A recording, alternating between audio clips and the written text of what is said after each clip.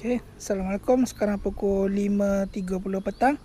Hari ni hari pertama puasa. Jom kita pergi exercise. Sunyi je jalan raya pada hari ni. Best, rasa aman sedikit.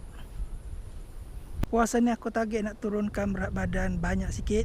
Sebab tengok pipi, tengok badan pun dah terlalu gelembung, terlalu gebu. Jadi kalau boleh nak turun dengan banyak lah sebelum hari raya ni.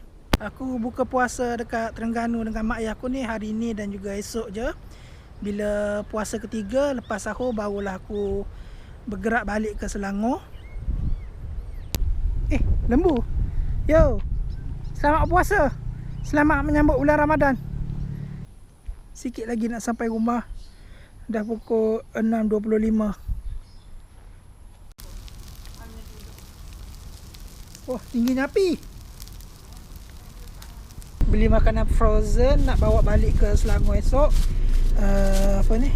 Roti hotdog, lepas tu sardine roll. Yang ni pula roti goreng frozen yang ada inti kacang merah. Ini tepung cara dengan tepung pelita untuk berbuka sekejap lagi. Aku beli kat sini tadi, Pasar Basah Kapur Raja Besut Terengganu.